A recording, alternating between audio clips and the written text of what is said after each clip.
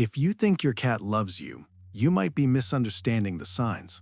Not because your cat doesn't care about you, but because what you interpret as love might not be what your cat is actually feeling.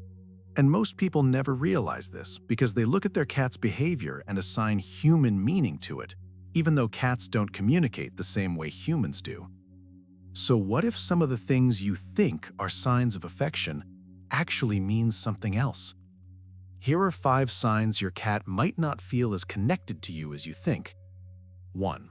They avoid physical contact. If your cat consistently moves away when you try to touch them, that's not random behavior, and it's not something you should ignore, because cats don't avoid things they feel safe with, and distance is something they control very carefully.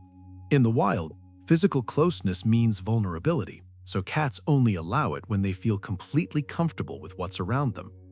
So when your cat stays near you, but just out of reach, close enough to observe but not close enough to engage, that's not affection, it's controlled positioning, and it usually means they are comfortable being around you, but not comfortable interacting with you directly. Think about it for a second. If your cat truly wanted contact, what would stop them from getting closer? That small gap between you and your cat often says more than the behavior itself. 2. They don't react to your presence.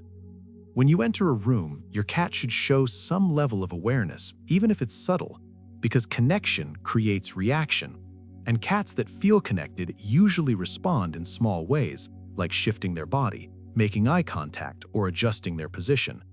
So what happens when your cat doesn't react at all? No movement, no glance, no acknowledgement. If your presence doesn't change anything in their behavior, that can indicate emotional distance. Because when a cat is connected to you, your presence matters, even if they don't show it in obvious ways. And when it doesn't, that tells you something important. 3. They watch you but don't approach. This is one of the most misunderstood behaviors because people assume that staring means connection, but that's not always true, because observation and bonding are not the same thing. If your cat watches you without ever closing the distance, without moving closer, without initiating contact, then they're not bonding with you, they're studying you. In nature, cats observe before they act, and that behavior doesn't disappear just because they live indoors. So if your cat looks at you but never approaches, ask yourself, if they were truly comfortable, why wouldn't they come closer? That gap between you and your cat matters more than the stare itself. 4. They leave when you get close. Have you ever tried to sit next to your cat and they immediately get up and walk away?